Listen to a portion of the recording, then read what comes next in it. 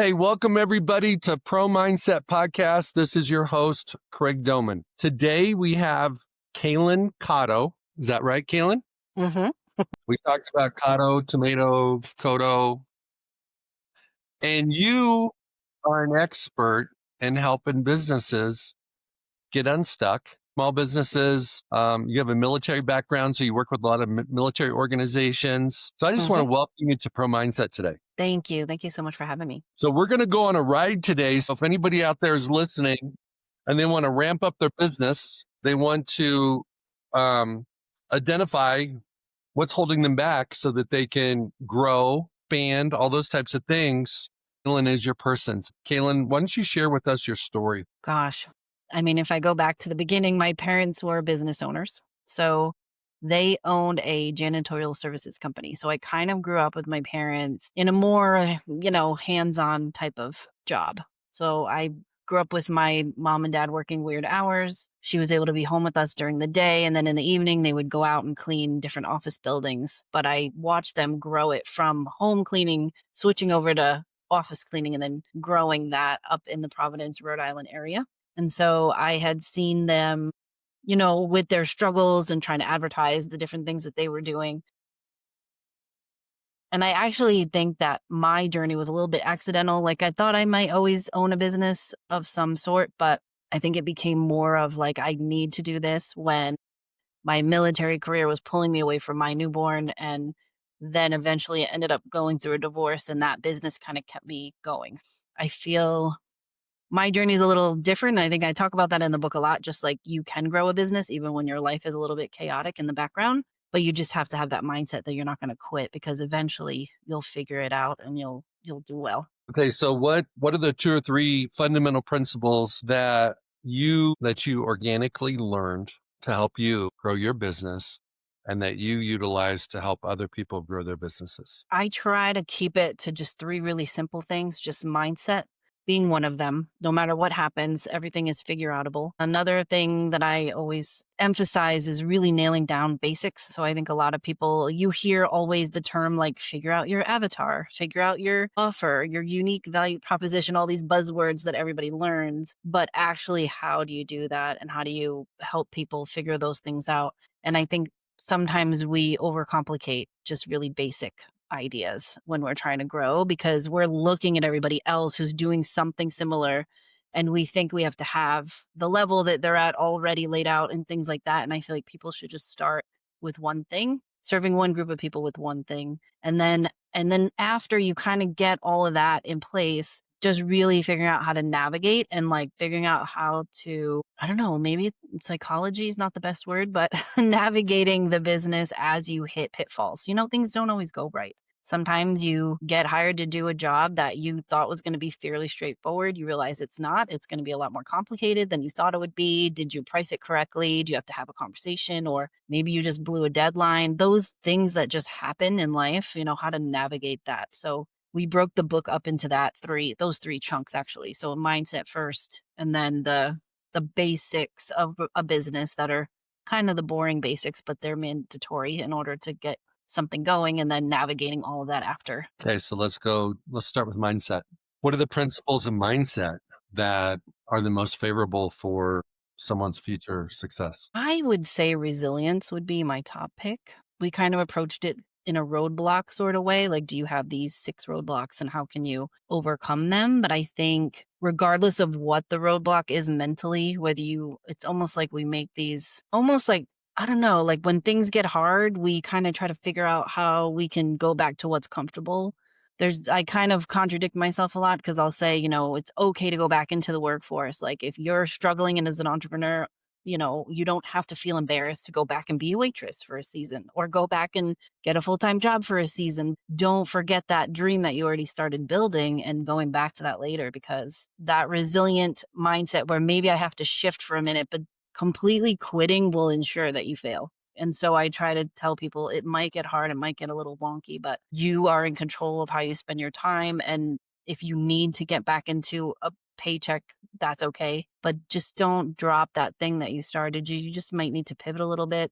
Or you just need some cash in the door until you can get back to it. So I think resilience and a never give up mindset is kind of the biggest thing. Okay, let's go through those 6 roadblocks.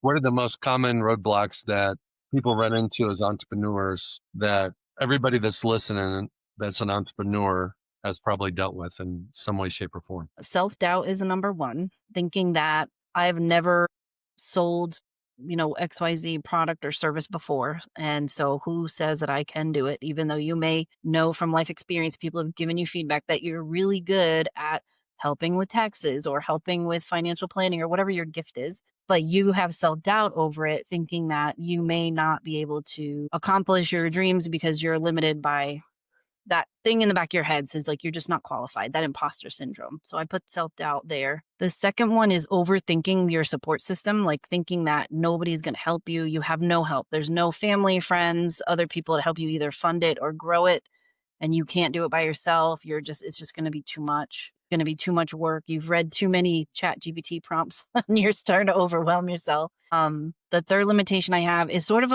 it's a physical thing, but it's also mental, saying that you don't have enough money, or you don't have enough, like the lack of support comes in human form, but the lack of money is a mindset as well, because you're trying to figure out, you're getting the cart before the horse. You haven't tried to sell anything yet. How do you know that you're not going to have money coming in if you haven't tried yet to go out and do that thing? And everyone always has some way that they can save a little bit and build out a strategy for it. The fourth one I say is time. People always say, I don't have enough time. I don't have enough time. There's a lot of people wasting a lot of time on all sorts of stuff. Social media, getting into arguments in the comments and things like that. You can probably block out some time in the evenings or on weekends. I was a single mom when I really went full time with my business, and I had a 3-year-old daughter. So, sometimes I had to move a meeting around, or sometimes I had to cancel meetings altogether because something was going on. My daughter's sick, got to take her to the doctor. You have to, life happens, and she wasn't in school yet. So I had to work around that stuff. And then the time that I had to work on the clients versus the time I had to get more business was limited, but you block out and schedule things. If you know your routine, you can try and schedule around those things. The economy is a big mindset thing, like seeing all the negativity, like, oh, who's our president? Are they making the economy bad? Is that going to affect me down the line? If I start this business right now, it's definitely going to fail because look at the inflation going on and look at this and that and all the reasons why now is not the right time economically in general. And then a fear of failure is another one that I put as number 6. Just the self-doubt, I think everyone sort of has a little bit of it, but I've met people that are actually petrified. Like they have this business idea and they put a whole outline together, or they started doing a business plan and they just are freaking out. They're like, you know what? After talking to you, like I can see where I can do step 1, but like what happens when it gets like when I have too many clients, like and I have to hire somebody, or like what happens if I don't know how to do something? And I think that can be paralyzing. And then if I could add a 7th one that people normally will mention when they get very stuck is they'll say, well, someone else is already doing this. So who am I to start a business doing the same thing? And I think that's a pretty common one as well. Other people are doing XYZ service. And so the world doesn't need another one. I'm just another person doing marketing or whatever it is. Okay, so those roadblocks seem to be, from my perspective, starting blocks. Hmm. Like before you can get out of, like when you run a sprint, you're in the starting block and you can sometimes freeze. These things seem like they're in the starting blocks because once you're going, self-doubt can still be there and fear of failure can be there, but some of these other things kind of go away because it's like your motion creates momentum and momentum makes you see things differently. And so let's talk about, how do you help people with self-doubt? I think we just try to break down, where does that come from? We try to find the root of it. Why do you think that you can't do this? What have people spoken things over you or said things to you that have killed your confidence level? And why do you think you believe that about yourself? What have you done in your life and career? Because a lot of these people that I'm working with are a little bit older, right? They might already had a corporate job and they want to start a business, or that.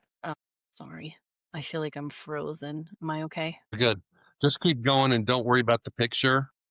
Okay. When it uploads, it will correct. So I think I deal with people more I'd say a lot of people in their 40s and 50s who've been just have thought about having a business for a long time, and some that did start and they've been hitting roadblocks and they need help. But I think for the most part, because they've had some life experience behind them, we can talk through like what do you know for sure that you've done well that people have said to you, wow, like if you didn't help me with that, I would never have been able to do the thing that I wanted to do. A lot of times it's not really even about the service that you're providing. It's about how you're doing it and who you're serving. And I think people just get very much like they start to make this checklist of things that can go wrong before they even try. So I feel like the self-doubt and fear of failure do go together. Self-doubt's one of those little nagging things like imposter syndrome. One of the things that I have seen that helps a lot with those two areas is when you lock in your purpose and you know why you're doing what you're doing and you know the impact that you're going to make on people and you know how it's going to serve the best interests of the world, how it's going to help a certain group of people. And when you have a choice, focus on the purpose or focus on the fear, focus on the purpose or focus on the doubt. And when something is about you or about me, it's different than it's about we or about a group. And so that naturally seems to dissipate a lot of doubt, unless there's something in their past where they were told they were not enough, maybe a parent, maybe a sibling, maybe a teacher, maybe a coach, whoever it might have been. And they allowed that coach or that teacher, that person of authority to have the power. They gave up their power because they're going to literally believe some teacher that told you when you were 17, something, and now you're 37 and you still think that's true. It's not true. It never was true. Let's jump into the basics. How do you get people to narrow down the one thing for like to serve one group with one thing? That's Because hard. most of us brains are all over the place. Yeah. Like even in this interview, my brain is all over the place. So I'm trying to lock in on one person on one topic. So how do you help people when they have all these great ideas? Well, it's really more practical than anything else. We list them all out. What are you really good at? And there's a term that I never use, but I know a friend of mine loves this term. It's called ikigai, that whole concept of like, what are you really passionate about? What are you naturally good at? Those things, and you write them all down and you try to figure out through that process what you can monetize and then what things, and then you think from a practical perspective, how much money are you looking to bring in? How much of a profit do you think you can make on things? If it's service, can be a little bit easier depending on the service. So if you're doing what I'm doing, like a marketing, in the beginning, it's you and your software expenses and basic things. There's not super ton of overhead. Like if you're a freelancer, a lot of freelancers tend to want to grow an agency or something like that. Like if you're in my industry. And so in the beginning, it's just you meeting with clients, selling them on yourself and your services. And so for overhead, I mean, really you're spending just your time. So figuring out what your time is worth and that kind of thing. So I think for me, because we work primarily with service-based businesses, it's what service can you provide to who? But then when you're writing your ads and when you're writing your email copy, talk to that person. Just like you and I are having a one-on-one right now, it's easier for people to feel like you're having a one-on-one with them when your copy does that. So we try to look, if we look at a website, even for like a larger company that's already established, we'll be like checking to see if there's any we language and we try to change that so they are talking to a specific type of person in their verbiage. And I think it's easier said than done when you're a very creative person and you have a lot of good qualities and things that you could do. But if you start with one and you really figure out how that sales funnel is going to look or what that process will be, it makes adding more onto it easier later. How do you coach people to overcome adversity and obstacles and surprises? And they had money when they started. Now they're out of money. They're not getting the responses from their target audience that they thought they would get. They might even realize that their target audience isn't really their target audience. And that's common. A lot of times I tell people before you invest X thousands of dollars into a website or a brand or whatever, figure out what that minimum viable product is for yourself. And there are ways we can do that. Your mindset, like you said, that what you mentioned is totally right. When you say that forward momentum, right? It can sometimes melt away these issues. But forward momentum is not building 15 different logos and trying to figure out which, because there's activity that we could do that actually results in nothing. And I think that's one thing that if we don't get a grip on our self-doubt, we can be busy and say, "Oh, I'm doing really well with my business. I just made this landing page and I just built this logo and I just, did all of these busy work things that really wasn't focused in on like what's important to bring money in." And that's really at the end of the day, even if you have the most incredible purpose, I want to make money so that I can feed kids in, low income households or do this amazing purpose filled work. At the end of the day, you have to have that money coming in to be able to do for other people. So in the beginning, selfish need to start a business was to be home with my daughter and have enough income to where I didn't have to go to a 9 to 5 job every day. And in that process, I learned a lot about myself. I learned a lot about what not to do. I learned how much I was wasting time on redoing my website again, changing color schemes and changing fonts, and it makes you feel productive, but it's not. So I know it's kind of a roundabout way of saying it, but I think when you hit a setback, it's just you've got to realize like it's almost like free tuition. You're failing, but you're not really failing. You're learning. And then you pick apart each step. Just break it little pieces.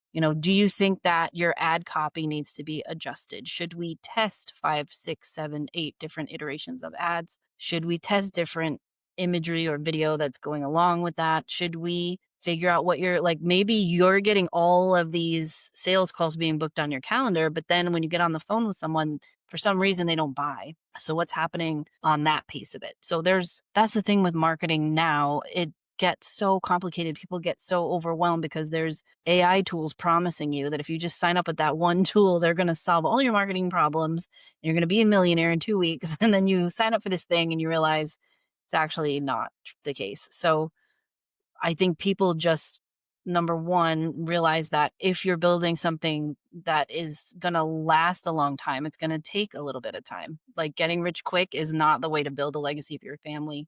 For me, I wanted to have something that my daughter could own someday or work with me someday, or she could have it. She could not, I mean, if she doesn't want to do it, great. But I wasn't thinking get rich quick. I was thinking, like, how can I work from home and build something over time that's going to feed my family, potentially grow bigger, but I didn't even have like major growth plans in my mind. I just thought anything that sets me back, I'm going to figure it out. And I'm not like that resilient mindset where you just say, this is what I know I want for my family, even if it's just me and my daughter is the family, just so that I can be with her. And I thought, that's all I accomplish is a income enough to cover bills and to be happy and to be able to travel and do little things I want to do. Like for me, that was enough. For other people, it's not. But if you have a huge vision, there's gonna be more roadblocks to work through. So I think that you have to set your mind to the fact that you're gonna do it. Okay, Kaylin, you've brought up resilience half a dozen times and talk about how do you improve it and Hmm. how does it get, how do you pump it up and how do you have it, see it evaporate? That's good questions. I don't think I've been asked that before. Resilience, I mean, I don't know the actual dictionary No, I'm not definition. looking for what they're looking for your definition of resilience. I feel like resilience is when life knocks you down and you just don't let it keep you there. So if I could go through the list, my mom passed when I was young. I mean, if we want to get into that part of it, she passed when I was 14. That I watched them grow a business until that age. Then I watched my father fall apart and lose most of that business. And he kept about 40 grand a year in revenue going, but that's like all he could handle at the time because he was just a mess and he had 2 teenage daughters. And he's like, what do I do? I was a mess in my own right. I survived a suicide attempt. I woke up the next day, not sure how I did wake up, and thought, okay, I guess I'm just gonna keep waking up. Like, in my head, I just thought I'm just gonna keep waking up, so I either make the most out of my time, 'cause in my head, I thought, "Well, there's a reason I'm still here, so I guess I have to keep figuring this thing out." So then over time, like, joining the military was a complete not even a thought in my head until it happened. But then when I did that, it was like I was terrible at it. So I kept trying and trying and trying. My first divorce, that could have taken me out and caused me to go in a bad direction. And I thought, okay, just like one more thing that happened, we're gonna dust ourselves off, and this is what I'm just gonna focus on my career. Then I had second divorce happen. I'm gonna just and then for different reasons, right? Like when you're young, there was, drug addiction involved in the first scenario. And I did not really want to have that be my long-term life, to have all of that mixed into really young marriage. And Iraq and Afghanistan had just kicked off. So he had come back from Iraq and he was not quite the same. And so I feel like all these different things, and my deployment to Iraq happened. I came back and really just stayed mom and business owner for a decade. But I felt that through every single thing, even losing all my clients the first time around and rebuilding everything, going back into the workforce for a couple of years, I just knew that this is what I would always go back to. And so for me, when I see somebody that has a lot of hardship that they've walked through and they've overcome, I just think, gosh, they're such a resilient mind. Like they probably can do anything that they dream up because they're not going to let anyone kind of sidetrack them. There's instances where I haven't been resilient. I feel that negative self-talk is Hold on a one second. major. One second. Yep. We're not going to move on to where you weren't. Walk us through what was going through your mind before you attempted suicide Hmm. and how long you planned it and what was your method. Hmm. Just do those three things. Okay, How so long? How before, long? gosh, I want to say probably 6 months. I was thinking of different things, and I had already had my driver's license, so I had to be 16. But I was definitely thinking, what are like the least painful or the fastest things? You go down the list. And you're like, if I drove my car off here, or if I hit a wall, and then I'm like, no, that would be really painful. And what if I didn't die? And then it would hurt. And then I know these are very, very silly things to think, but when your mind is kind of set on in that place, you don't really think outside of your what you should be doing every day. You're kind of thinking like how and when and all that. So I ended up, I don't know how I found this information out. I don't even know if it was an online. It was around 1998 when this happened. So I don't even remember what level of internet we even had. It was nothing. It was like dial up maybe. But I know I found out from someone or somewhere that you can take aspirin and you can take a certain amount of aspirin and it will make you go into some sort of medical thing and you potentially just don't wake up. And then so what I did was aspirin, and then I did like this nighttime cough syrup, like 2 or 3 bottles of that. And I thought for sure with the aspirin and then like adding in the cough syrup, like it'll be like enough to where I'll just go to sleep. And then I woke up the next day and went to school. So I feel that, I don't know, I guess that's pretty much how it happened. Okay, so what made you hopeless that you thought that was the best move, best alternative?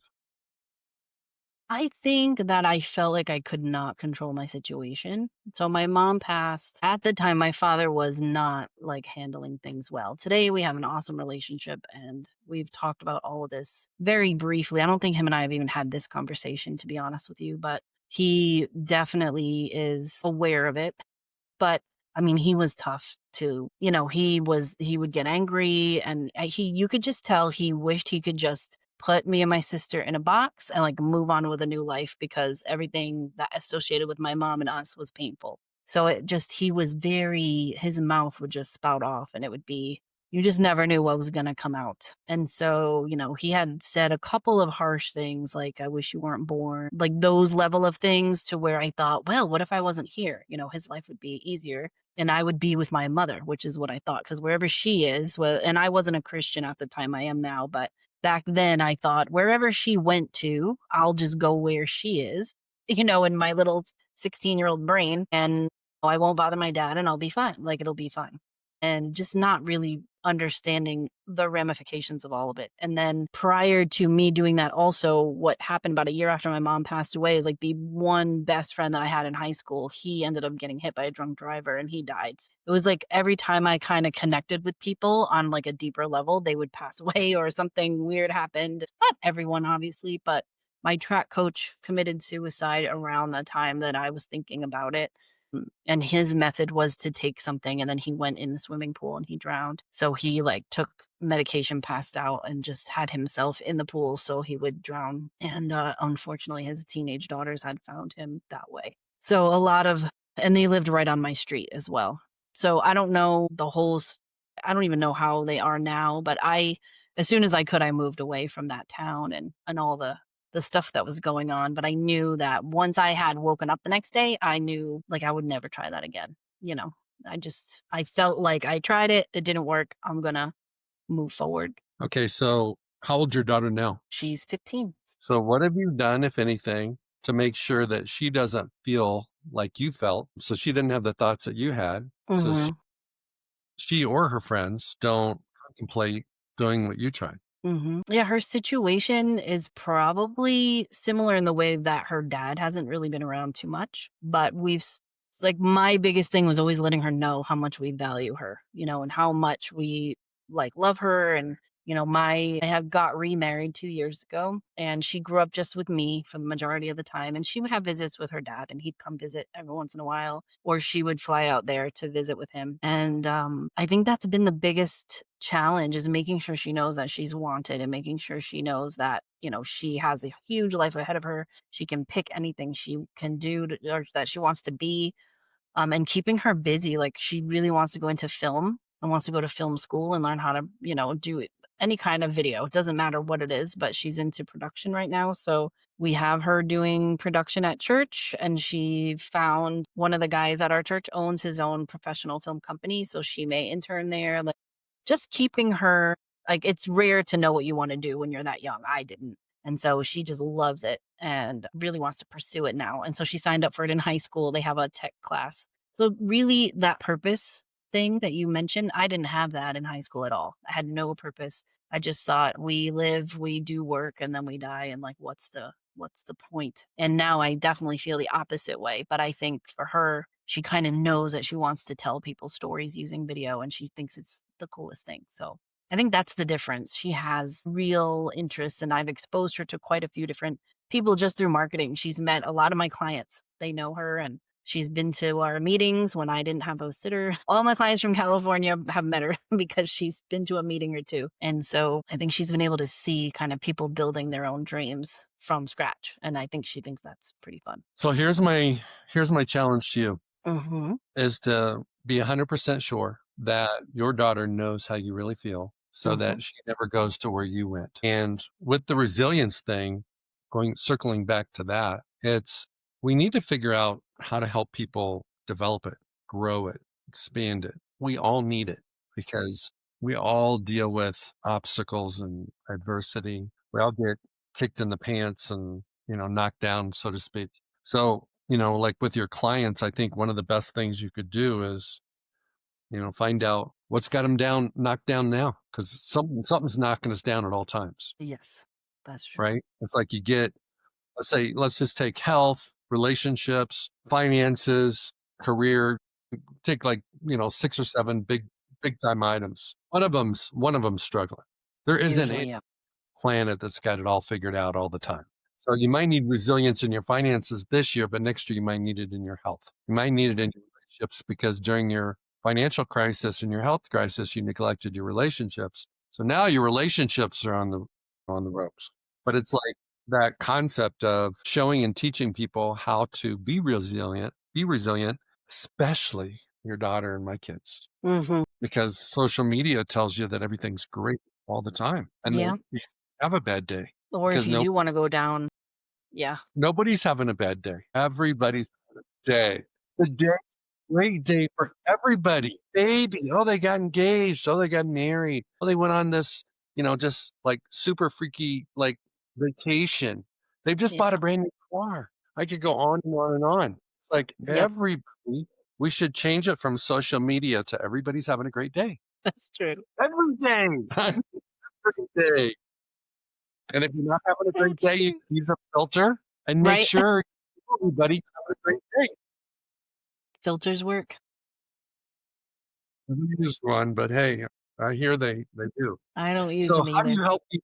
how can you help people build their resilience? I think that's honestly a part of just constantly checking in with them. We usually have meetings at least once a week. And a lot of the times it's like 10% marketing talk and 90% what's going on to cause us a roadblock. And even in a large organization, not I have clients that have, large teams, and it's, struggling to get traction in one area with a team member too. I mean, it's not just solopreneurs that are having like these, as you well know, since this is your business, that People think, "Oh, well, I'm just some little whatever," but it doesn't matter how big or small you are.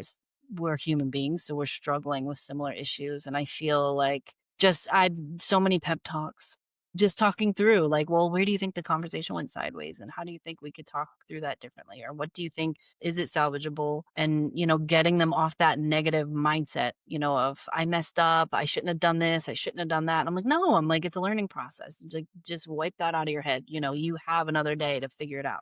And so I feel like sometimes resilience is built through just getting punched in the face by life. And then you figure out, why did that happen? And what do I do to respond to that? And if, as long as you don't give up, I mean, I just feel like giving up is like, that's how I felt when I decided to do what I did. Like, I just had zero left in me to give to anyone, myself or anybody else. And I didn't care.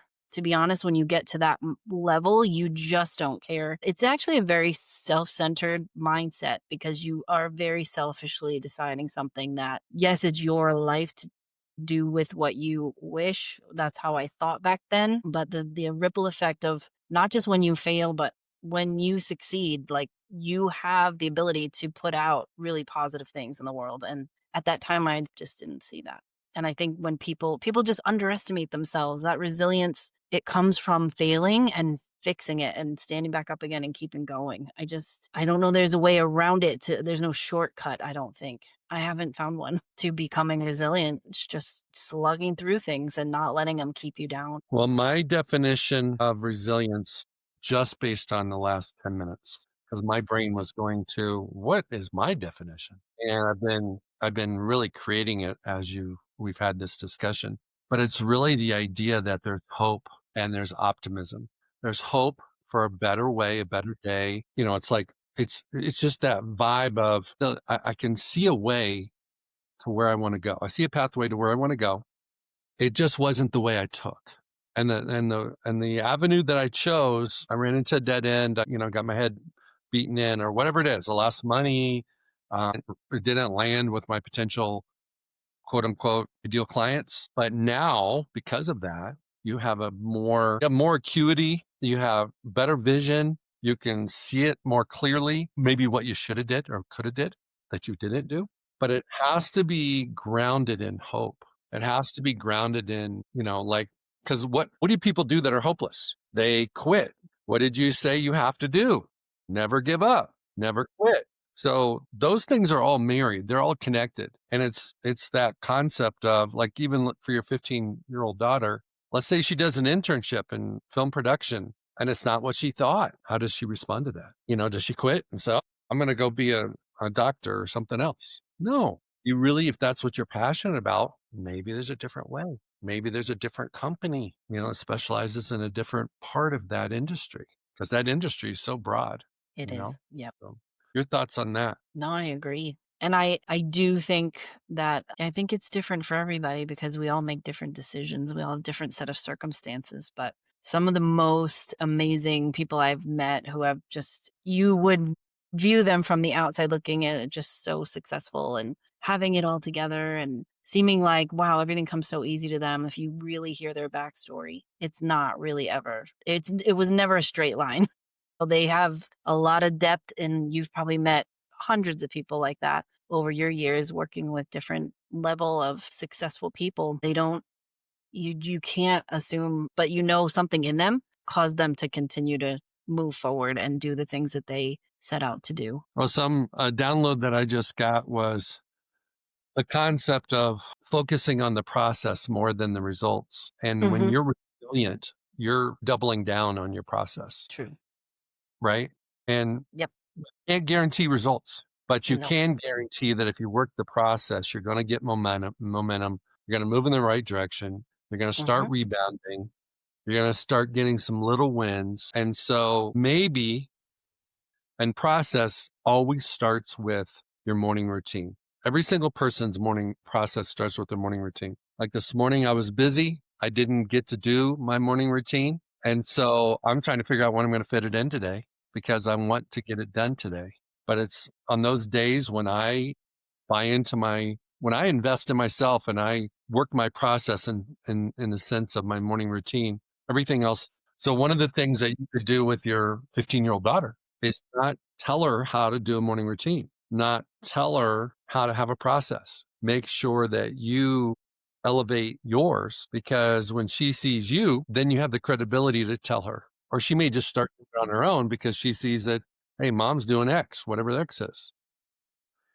So maybe could be as simple as walking or whatever it is, whatever your routine is. Do you have a morning routine? We do. My husband and I walk every morning. We try to get out the door the latest 7 a.m., 6:30 to 7 is kind of when we do it. And then we have Bible study. And then we're pretty much, shower and get on with our day. And she's out at the bus at 8 o'clock. So she sees us get up early and do our walk. And I used to do that when it was just me and her too. Just get an audiobook or something to read and then do my walk in the morning. And sometimes she would come with me if she got up at the same time. And yeah, it does set your day. It does set your day. And if you think about your daughter's going to do one of three things most likely once she gets out of high school. She's either going to go to college, she's going to join the military, or she's going to get a job. And all three of those are like, hey, throw in a hat, fake some makeup and make sure you're on time. Okay. And in college, maybe you skip class half the time. So you don't even get, you don't have a morning routine because nobody does. Okay. Right, it's a mess, yeah. So I think them developing that is like 50% of their success once they get there. Okay. What you have a couple speaking topics on a sheet that you emailed me, and a couple of them Yes. I want to Here ask we you go. about. Okay, one of them is you declare that building a fancy website for a business sabotages your business, especially when you're a startup. Why is I would say in the beginning phase, yes. And then I'd say fancy, meaning you spend way too much time putting 100 bells and whistles in there, not as much time on the copy. So it's okay if you did. A lot of people say to me, "Oh, I've already done that. I went on Squarespace or I went on Wix and they have a website builder and I just did it for free." It's when you're starting out because you want to send people somewhere if they want to work with you. What's your web? That's what everyone asks. What is your website? So I can take a look at what you do, which is totally understandable. But I think that, like I said, sometimes it can just make you feel like you're accomplishing something, but it's kind of like busy work because until you really get your stuff out there, I recommend instead figure out what you want to market and then get on Facebook and start testing your message and that kind of thing. And there's processes you can do to do that a little bit quicker. So if you want to create a course or if you want to sell an info product, there's ways to test that message out prior to investing in a larger website or a brand. Because as you start seeing what people are resonating with, you can adjust like you said, you may think you know what your ideal client is, and then you start working on it or actually meeting real people and talking to them about what you're doing. And, in the beginning, I thought all I was going to do is build websites for people. And they're like, "Oh, well, I'm noticing all these people are using Facebook for their business. Do you post for people? Do you make content for people?" And that was like 2009. So I was like never going to do social media. It was just going to be websites. And it has expanded over time because of the needs of people and what they want. And now with AI, people are throwing their own website up. But I think that, you know, like you said, that process, like there's certain things that all have to work together to paint a picture of who you are. And with people not trusting each other as much anymore and so many like slimy tactics with marketing, I think it's better to be a little bit old school.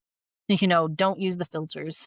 Use your real face, speak from the heart, be authentic online. And I struggle with that too because everything in me wants to write a script and read it to make it easier to film it so that I don't feel like I'm all over the place. But I do definitely think that it's much better to do it. There's tried and true ways to do things that I think, those things never die off. The new shiny object of AI, the new shiny object of, oh, it's not SEO anymore, it's answer engine optimization instead. There's, all these people giving advice like, oh, well, SEO is dead now. It's like, but those search engines are pulling in the same keywords as before. So it's like, how do you structure your data better?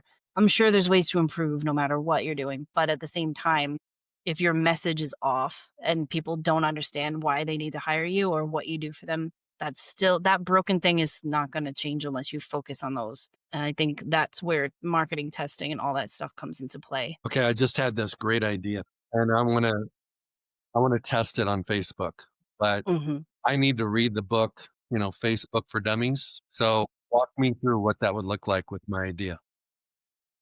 So let's say, yeah, I'm trying to think of a good service that we could pick, but I could just use, I mean, I could use the website example, right? And so what we normally do, the exercise we do is we'll write down like 40 or 50 messages that we could be using to try and market XYZ thing. I can use a real example. So I had a financial, that might be easier for me. I had a financial advisor that I was working with, right? And she was saying, I want to create this lead magnet. And if you've never created a lead magnet before, it's a free downloadable thing. Download my free guide on how to do XYZ. So her idea was, I'm going to do a free download on how to balance a budget, and people just aren't good with their finances. Because on her end of helping people, she's like, most people just don't even have a budget or any kind of like tracker. And like the husband and wife are not on the same page and they each don't know what's coming in and going out, that kind of thing. Right. So she's trying to solve a practical issue that she sees everyone dealing with. But on the flip side of that is also something that people hate to deal with. Right. So that's why they're not dealing with it. So to get them in, they're like, oh, I don't want to hire somebody to do a budget. I could just do it myself. I'll get a spreadsheet or I'll have Chat GPT like analyze my bank account and so what we did was we wrote down all these different parts of finance all across the spectrum of what she did. And we created these block ads where it's a blank background and just a statement about what it is. So I'd have to pull up the spreadsheet, but the most popular one and we run very, very low expense ads to these messages. And we'll put out 50, 60 ads, but we cap them at 400 interactions, right? And when people see ads, if something resonates with them, they're going to interact with it. It's just human nature. They're going to like it. Or if they don't like it at all and they hate it, they'll probably type some little mean thing in the comments. Whatever that engagement looks like, we run those until we hit the 400 engagements. They're micro tests. And we see which are the top ones that had the most activity. And then we, score that activity and we take a look at it.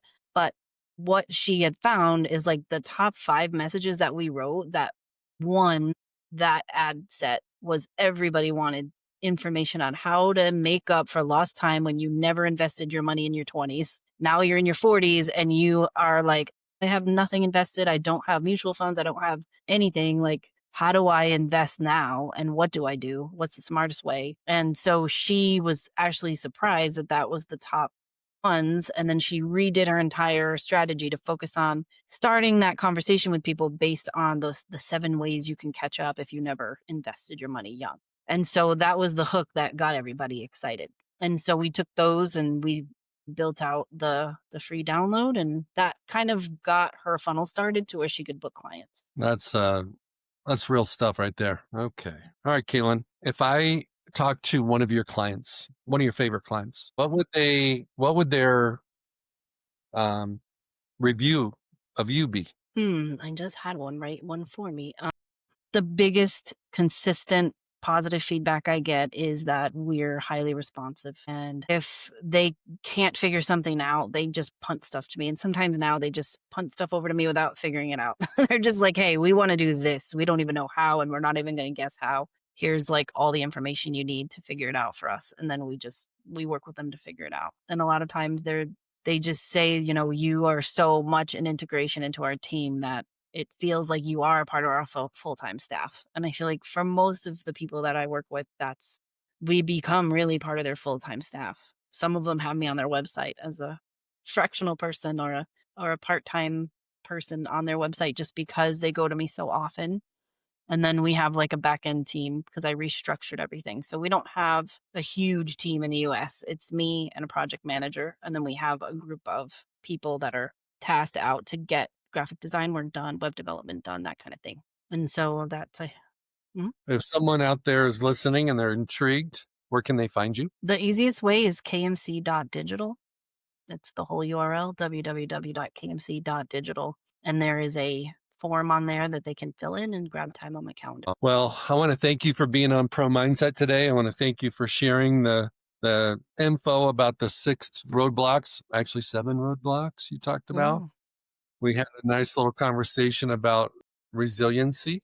And I want to thank you for being vulnerable and talking about the, suicide attempt. I mean, that's not something everybody talks about, but I think it's real. And I think people can learn from that. And I want to thank you for joining me today. Thank you. Thanks for having me.